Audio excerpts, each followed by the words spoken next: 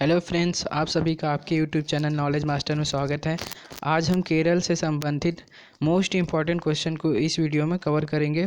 साथ में जो सेकेंडरी इम्पॉर्टेंट क्वेश्चन है उसको भी साथ में डिस्कस करते चलेंगे। तो यह वीडियो आप पूरा देखिए। अगर चैनल में नया है तो प्लीज़ चैनल को सब्सक्राइब करके बेल आइकन को दबा लीजिए। अगर यह वीडियो आपको पसंद आए तो प्लीज़ वीडियो को लाइक कीजिए। तो चलिए शुरू करते हैं। पहला क्वेश्चन है, भारत में लैंड ऑफ पाम ट्रीज या ताड़ों की भूमि किस राज्य को कहा जाता है? तो इसका सही आंसर है दोस्तों ए, केरल को लैंड ऑफ पाम ट्रीज या ताड़ों की भूमि कहा जाता है। ठीक, नेक्स्ट क्वेश्चन पर चलते हैं। केरल की राजधानी का क्या नाम है? तो केरल की राजधानी का नाम है दोस्तों तिरुवनंतपुरम। केरल की राजधानी का नाम है तिरुवनंतपुरम। यहाँ पर ऑप्शन में कुछ अन्य राज्यों की राजधानी का नाम दिया, उसको भी डिस्कस कर लेते हैं। जैसे कि चेन्नई जो है किसकी राजधानी है? तो ये तमिलनाडु की राजधानी है।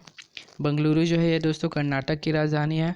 और हैदराबाद जो है दोस्तों अभी आंध्र प्रदेश और तेलंगाना की संयुक्त राजधानी है। ठीक, आंध्र प्रदेश की वैसी अमरावती, कुन्नूल और विशाखापट्टनम को प्रस्तावित किया गया है, पर वर्तमान में दोनों की संयुक्त राजधानी क्या है? हैदराबाद है। ठीक, नेक्स्ट क्वेश्चन पर चलते हैं। थर्ड क्वेश्चन है, केरल का मुख्य त्यौहार का क्या नाम है? तो केरल का मुख्य त्यौहार है दोस्तों सी ओणम। ठीक, ओणम जो है केरल का मुख्य त्यौहार है। यहाँ ऑप्शन में फिर से डिस्कस कर लेते हैं। जो पोंगल और जल्लीकट्टू जो है दोस्तों ये तमिलनाडु का मुख्य त्यौहार है। गुड़ी जो है ये महाराष्ट्र का मुख्य त्यौहार है। तो नेक्स्ट क्वेश्चन पर चलते हैं। नायर जनजाति किस राज्य से संबंधित है? ठीक, तो नायर जनजाति जो है दोस्तों ये केरल से संबंधित है। एक और जनजाति जो बार बार एग्जाम में पूछी जाती है वो है मोपला। मोपला भी जो है दोस्तों ये केरल राज्य से ही संबंधित है। मोपला विद्रोह जो हुआ था इस कारण से इसको बार बार पूछा जाता है। तो नेक्स्ट क्वेश्चन पर चलते हैं। फिफ्थ क्वेश्चन है, केरल के शास्त्रीय नृत्य का क्या नाम है? तो केरल का दो शास्त्रीय नृत्य है, एक तो है कथकली और दूसरा है मोहिनीअट्टम। ठीक, कथकली और मोहिनीअट्टम जो है केरल का शास्त्रीय नृत्य है। कुछ और राज्यों का जो शास्त्रीय नृत्य है उसको भी बता देता हूँ। जैसे कि भारतनाट्यम जो है तमिलनाडु का शास्त्रीय नृत्य है। कुचिपुड़ी जो है दोस्तों वो आंध्र प्रदेश का शास्त्रीय नृत्य है। उड़ीसा का ओडिसी शास्त्रीय नृत्य है। उत्तर प्रदेश का कथक शास्त्रीय नृत्य है। और मणिपुर का मणिपुरी शास्त्रीय नृत्य है। ठीक, तो आई होप ये समझ में आया होगा। नेक्स्ट क्वेश्चन पर चलते हैं। सिक्स क्वेश्चन है, केरल का पूर्व नाम क्या था? तो केरल का पूर्व नाम दोस्तों त्रावणकोर केरल का पूर्व नाम था। ठीक, यहाँ पर ऑप्शन को फिर से डिस्कस कर लेते हैं। जैसे कि मद्रास जो है ये तमिलनाडु का पूर्व नाम था और मैसूर जो है कर्नाटक का पूर्व नाम था। ठीक, नेक्स्ट क्वेश्चन पर चलते हैं। सेवेंथ क्वेश्चन है, भारत में सर्वाधिक लिंगानुपात वाला राज्य कौन सा है? तो भारत में सर्वाधिक लिंगानुपात वाला राज्य है दोस्तों ए, केरल। अब आया लिंगानुपात। तो लिंगानुपात क्या होता है? तो लिंगानुपात दोस्तों 1000 पुरुषों पर महिलाओं की संख्या को ही लिंगानुपात कहा जाता है। जैसे कि केरल में सर्वाधिक लिंगानुपात है तो यहाँ पर 1000 पुरुषों के लिए पर 1084 महिलाएँ हैं। ठीक, अब सेकेंड में कौन है? तमिलनाडु है। यहाँ का लिंगानुपात 996 है। और थर्ड है छत्तीसगढ़, जहाँ का लिंगानुपात जो है 991 है। ठीक, तो नेक्स्ट क्वेश्चन पर चलते हैं। मसालों का द्वीप किस राज्य को कहा जाता है? तो ये भी बार बार पूछा गया एग्जाम है। तो मसालों का द्वीप दोस्तों केरल को कहा जाता है। ठीक, अब आया है केरल। केरल जो है निम्नलिखित में प्रथम स्थान पर आता है। किसमें? एक तो मसालों के उत्पादन में, और दूसरा है रबड़ के उत्पादन में, तीसरा है जीवन प्रत्याशिता गुणांक में, और एक और है दोस्तों HDI मतलब ह्यूमन डेवलपमेंट इंडेक्स में भी केरल प्रथम स्थान पर आता है। ठीक, नेक्स्ट क्वेश्चन पर चलते हैं। नाइन्थ क्वेश्चन है, केरल के समुद्री तट का क्या नाम है? तो केरल के समुद्री तट का नाम है दोस्तों मालाबार तट। अब सभी समुद्री तट का 1 बाय 1 डिस्कस कर लेते हैं फिर से। जैसे कि भारत में 7 समुद्री तट हैं जो 9 राज्यों को स्पर्श करते हैं। ठीक, तो पहला समुद्री तट जो है काठियावाड़ तट है जो कि गुजरात में है। यह जो है भारत का सबसे लंबी समुद्री तट रेखा है। ठीक, तो ये भी याद रखिए, ये बार बार पूछा गया है। इसकी जो लंबाई है दोस्तों 1625 किलोमीटर है। अब सेकेंड समुद्री तट कौन सा है? तो सेकेंड जो समुद्री तट है उसका नाम है कोंकण तट, जो कि गोवा और महाराष्ट्र के बीच है। थर्ड जो समुद्री तट है वो है कन्नड़ तट, जो कि गोवा और कर्नाटक के बीच है। फोर्थ जो समुद्री तट है वो मालाबार तट, जो कि मुख्य रूप से तो केरल में है पर कर्नाटक में भी थोड़ा सा इसका भाग आता है। ठीक, फिफ्थ है कोरोमंडल तट, जो कि तमिलनाडु में स्थित है। सिक्स है रॉयल सीमा या उत्तरी सरकार तट, जो कि आंध्र प्रदेश और उड़ीसा के बीच में स्थित है आता है। ठीक, अब लास्ट है दीघा तट, जो कि पश्चिम बंगाल में है। ठीक, तो नेक्स्ट क्वेश्चन पर चलते हैं। 10th क्वेश्चन है राष्ट्रीय जलमार्ग 3 किसको किससे जोड़ता है? तो राष्ट्रीय जलमार्ग 3 जो है दोस्तों कोल्लम से कोट्टापुरम को जोड़ता है। तो इसका सही आंसर होगा सी, कोल्लम से कोट्टापुरम। अब आया राष्ट्रीय जलमार्ग। तो भारत के जो प्रमुख 5 राष्ट्रीय जलमार्ग हैं उसको हम लोग डिस्कस कर लेते हैं। जैसे कि पहला जो राष्ट्रीय जलमार्ग है वो किसको किससे जोड़ता है? तो इलाहाबाद से हल्दिया को जोड़ता है, या फिर इलाहाबाद से हल्दिया तक स्थित है। ठीक, इसकी लंबाई जो है दोस्तों 1620 किलोमीटर है, और यह किस नदी पर है? तो यह गंगा नदी पर है। यह 3 राज्यों से होकर गुजरती है, जैसे कि एक तो हो गया यूपी, दूसरा होगा बिहार और तीसरा होगा पश्चिम बंगाल। ठीक, नेक्स्ट जो राष्ट्रीय जलमार्ग है वो है सदिया से डुबरी, जो कि ब्रह्मपुत्र नदी पर है और कहाँ है? तो ये असम में है। इसकी जो लंबाई है दोस्तों 891 किलोमीटर है। तीसरा है कोल्लम से कोट्टापुरम, जो कि केरल में है। इसकी लंबाई जो है दोस्तों 205 किलोमीटर है। काकीनाडा से भद्राचलम, जो कि कृष्णा और गोदावरी नदी के बीच में है। इसकी जो लंबाई है दोस्तों 1095 किलोमीटर है।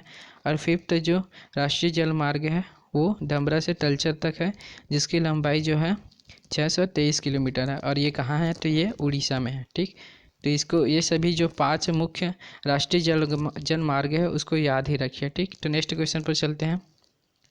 तो नेक्स्ट क्वेश्चन है दोस्तों प्रायद्वीपीय भारत की सबसे ऊंची चोटी का क्या नाम है? तो प्रायद्वीपीय भारत की सबसे ऊंची चोटी का नाम है दोस्तों अनाई मुड़ी। ठीक, जिसकी ऊंचाई जो है 2695 मीटर है। ठीक, तो यहाँ नोट्स में भी वही लिखा है, अनाई मुड़ी पहाड़ी जो है प्रायद्वीपीय भारत की सबसे ऊंची चोटी है, जिसका चोटी का क्या नाम है दोस्तों? अन्नामलई पहाड़ी की ऊंची चोटी का क्या नाम है? अनाई मुड़ी, जिसकी ऊंचाई जो है 2695 मीटर है। ठीक, और यह जो है प्रायद्वीपीय भारत की सबसे ऊंची चोटी है। तो ये बार बार एग्जाम में पूछा गया है, तो उसको याद रखिए। अब जो आता है नीलगिरी पहाड़ी की सबसे ऊंची चोटी, तो उसका नाम क्या है? उसका नाम है दो बेटा, जिसकी ऊंचाई जो है दोस्तों 2637 मीटर है। यह प्रायद्वीपीय भारत की दूसरी सबसे ऊंची चोटी है। ठीक, फिर नीचे दिया मध्य सह्याद्री या पश्चिमी घाट की ऊंची चोटी, जिसका नाम क्या है? कुद्रेमुख, जिसकी ऊंचाई जो है 1892 मीटर है। और उत्तर सह्याद्री जो है की ऊंची चोटी, उसका नाम क्या है? कालसुबई, जिसकी ऊंचाई जो है 1746 मीटर है। अब ये सभी को कहाँ कहाँ स्थित है उसको भी जान लेते हैं। जैसे कि यानाई मुड़ी जो है दोस्तों अन्नामलई पहाड़ी की ऊंची चोटी है, जो कि केरल में स्थित है। उसके बाद आता है डोडो बेट्टा, जो कि नीलगिरी की सबसे ऊंची चोटी है, तो यह तमिलनाडु में स्थित है। अब आता है जो थर्ड है कुद्रेमुख, जो कि मध्य सह्याद्री या पश्चिम घाट की सबसे ऊंची चोटी है, तो यह कर्नाटक में स्थित है। और आता है कालसुबई, जो कि उत्तरी सह्याद्री की सबसे ऊंची चोटी है, तो ये कहाँ स्थित है? तो यह महाराष्ट्र में स्थित है। तो सभी को याद रखिए, मोस्ट इंपॉर्टेंट है, बार बार एग्जाम में पूछा गया है। ठीक, तो नेक्स्ट क्वेश्चन पर चलते हैं। 12th क्वेश्चन है कार्डेमम की पहाड़ी कहाँ स्थित है? तो कार्डेमम की पहाड़ी जो है दोस्तों ये केरल में स्थित है। इसको इलायची पहाड़ी भी कहा जाता है। एक और पहाड़ी है जिसका नाम है कोडाईकनाल, तो दोस्तों तमिलनाडु में स्थित है, वहाँ का एक हिल स्टेशन है। तो दोनों में अक्सर लोग कंफ्यूज हो जाते हैं कि कोडाईकनाल और कार्डेमम दोनों पहाड़ी एक है, तो दोनों पहाड़ी अलग अलग हैं। कार्डेमम जो है केरल में स्थित है और कोडाईकनाल जो है दोस्तों तमिलनाडु में स्थित है। ठीक, अब आए कार्डेमम। तो कार्डेमम के बारे में कुछ अन्य तथ्य उसको भी जान लेते हैं। जैसे कि कार्डेमम की पहाड़ी इलायची के उत्पादन के लिए प्रसिद्ध है और इसे इलायची की पहाड़ी भी कहा जाता है। ठीक, तो नेक्स्ट क्वेश्चन पर चलते हैं। तो 13th क्वेश्चन है केरल में कौन सा बायोस्फीयर रिजर्व स्थित है? ठीक, तो केरल में दोस्तों अगस्त्यमलई बायोस्फीयर रिजर्व स्थित है। ठीक है, अगर आपने बायोस्फीयर रिजर्व वाला मेरा वीडियो नहीं देखा है तो आप जाकर उस वीडियो को पहले देख लीजिए, जिससे आपको सभी राज्यों के जो बायोस्फीयर रिजर्व हैं वो आराम से याद हो जाएंगे। ठीक, तो केरल में कौन सा बायोस्फीयर रिजर्व है? तो केरल में दोस्तों अगस्त्यमलई बायोस्फीयर रिजर्व स्थित है। ठीक, उसके बाद जो सांद घाटी है ये केरल में ही स्थित एक नेशनल पार्क है। नीलगिरी जो है दोस्तों ये भारत का प्रथम बायोस्फीयर रिजर्व था।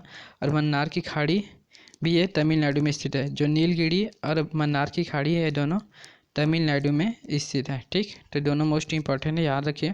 और अगस्त मलिक को भी याद रखिए। ठीक, अब नोट्स में भी एक बार पढ़ लेते हैं, जैसे कि बायोस्फीयर रिजर्व या जैव विविधता क्षेत्र नीलगिरी जो कि तमिलनाडु में स्थित है, यह 1946 में बना था, भारत का प्रथम बायोस्फीयर रिजर्व था। मन्नार की खाड़ी ये भी कहाँ स्थित है, तो ये भी तमिलनाडु में स्थित है। ठीक, पन्ना जो है दोस्तों ये मध्य प्रदेश में स्थित है और भारत का अंतिम या फिर 18वां बायोस्फीयर रिजर्व था। मतलब भारत में कुल कितने बायोस्फीयर रिजर्व है, तो 18 बायोस्फीयर पन्ना था, जो कि 2011 में भारत का अंतिम बायोस्फीयर रिजर्व बना, जो कि कहाँ है, तो ये मध्य प्रदेश में। ठीक, अब जो मोस्ट इम्पॉर्टेंट तथ्य है जो बार बार पूछा गया है वो है शांत घाटी, जिसको साइलेंट वैली भी कहा जाता है। ये दोस्तों ये जो है भारत का सर्वाधिक जैव विविधता वाला क्षेत्र है। ठीक है, और ये केरल का एक नेशनल पार्क भी है। ठीक, तो इसके बारे में जान लेते हैं। यह केरल में स्थित नेशनल पार्क है जिससे होकर पेरियार नदी बहती है। तो पेरियार नदी के बारे में भी बार बार पूछा गया। इसमें से एक क्वेश्चन अवश्य पूछा जाता है कि इदुक्की परियोजना कौन सी नदी पर है, तो इदुक्की परियोजना जो है दोस्तों ये पेरियार नदी पर ही है। ठीक, तो मोस्ट इंपॉर्टेंट है, इसको याद ही रखें। नेक्स्ट क्वेश्चन पर चलते हैं। वेम्बनाड झील, यहाँ पर वेम्बनाड होना चाहिए। वेम्बनाड झील कहाँ स्थित है, तो वेम्बनाड झील जो है दोस्तों ये केरल में स्थित है। और वेम्बनाड झील में ही एक महत्वपूर्ण बड़े बंदरगाह है जिसका नाम है कोच्चि। ठीक, तो ये भी इम्पोर्टेंट है, इसको याद रखिए। अब आया है झील, तो कुछ झीलों के बारे में जान लेते हैं। जैसे कि भारत का सबसे बड़ी खारे पानी की झील कौन सी है, तो चिल्का झील है, जो कहाँ स्थित है, तो ये उड़ीसा में स्थित है। ठीक, भारत का सबसे बड़ी मीठे पानी की झील कौन सी है, तो ये वुलर झील है, जो कहाँ स्थित है, तो ये जम्मू कश्मीर में स्थित है। भारत का सर्वाधिक खारेपन वाली झील कहाँ स्थित है, तो राजस्थान में स्थित है, जिसका नाम क्या है, सांभर झील इसका नाम है। और भारत में सर्वाधिक ऊंचाई पर स्थित, ये भी बार बार पूछा गया है, तो सर्वाधिक ऊंचाई पर जो भारत में स्थित झील है उसका नाम क्या है, चिलामू झील, जो कि सिक्किम में स्थित है। तो ये चारों मोस्ट इंपॉर्टेंट है, इसको याद रखिए। ठीक, तो नेक्स्ट क्वेश्चन पर चलते हैं। केंद्रीय नारियल अनुसंधान केंद्र कहाँ स्थित है, तो केंद्रीय नारियल अनुसंधान केंद्र दोस्तों कासरगोड केरल में स्थित है। कहाँ, कासरगोड केरल में स्थित है। तो अब आया ऑप्शन के बारे में भी जान लेते हैं। तो केंद्रीय अनुसंधान केंद्र कटक में कौन सा केंद्रीय अनुसंधान केंद्र है, तो कटक में दोस्तों केंद्रीय चावल अनुसंधान केंद्र कहाँ है, कटक उड़ीसा में है। ठीक, कोयम्बटूर में कौन सा केंद्रीय अनुसंधान केंद्र है, तो केंद्रीय गन्ना अनुसंधान केंद्र जो है कोयम्बटूर में है। कासरगोड में तो पता चल गया केंद्रीय नारियल अनुसंधान केंद्र है। और केंद्रीय चमड़ा अनुसंधान केंद्र जो है चेन्नई में स्थित है। तो नोट्स में भी वही लिखा है, जैसे कि केंद्रीय नारियल अनुसंधान केंद्र जो है कासरगोड केरल में स्थित है। केंद्रीय चावल अनुसंधान केंद्र जो है कटक उड़ीसा में स्थित है। केंद्रीय गन्ना अनुसंधान केंद्र कोयम्बटूर तमिलनाडु में स्थित है। केंद्रीय शक्कर अनुसंधान से कानपुर उत्तर प्रदेश में स्थित है। तो ये चारों मोस्ट इंपॉर्टेंट है, इसको याद रखिए। एक और है केंद्रीय चमड़ा अनुसंधान केंद्र, जो कि चेन्नई तमिलनाडु में स्थित है। ठीक, तो नेक्स्ट क्वेश्चन पर चलते हैं।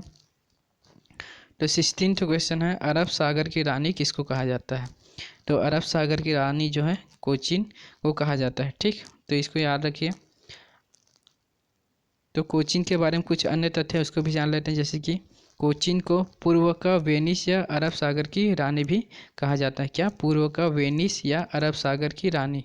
ठीक, यहाँ पुर्तगालियों ने अपनी प्रथम फैक्ट्री लगाई थी। तो ये भी मोस्ट इम्पॉर्टेंट है, तो इसको याद रखिए। ठीक, नेक्स्ट क्वेश्चन पर चलते हैं।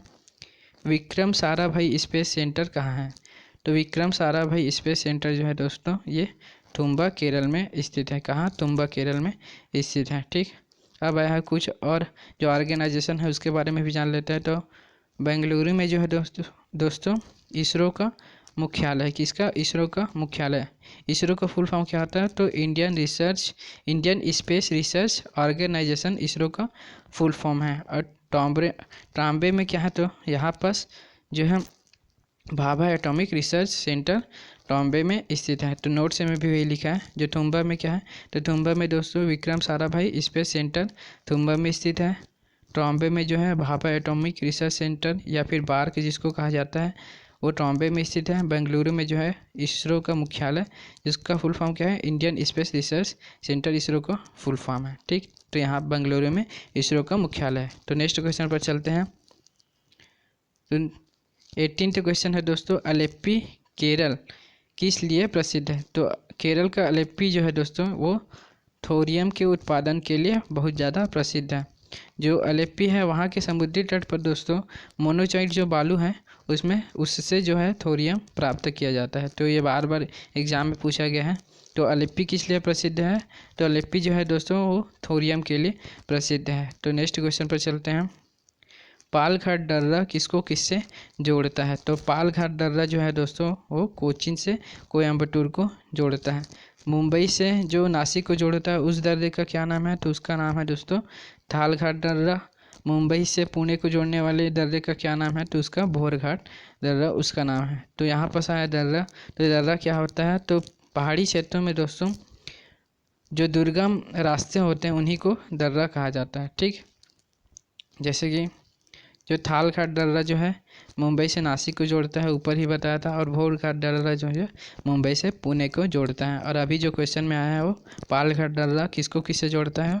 तो ये कोचीन होना चाहिए, कोचीन को कोयम्बटूर से जोड़ता है। ठीक, अब दर्रा क्या कहा जाता है? तो दर्रा उन दुर्गम रास्तों को कहा जाता है जो पहाड़ियों के बीच से होकर गुजरता है। ठीक, तो नेक्स्ट क्वेश्चन पर चलते हैं।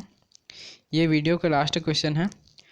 पुर्तगाली यात्री वास्को डी गामा किस बंदरगाह पर पहुंचे थे? तो पुर्तगाली वास्को डी गामा जो है दोस्तों वो कालीकट बंदर में पहुंचे थे। तो याद रखिए वो कालीकट बंदर में पहुंचे थे, न कि कोचीन। दोनों में अक्सर कन्फ्यूजन हो जाता है। ठीक, तो इसका आंसर होगा कालीकट बंदरगाह।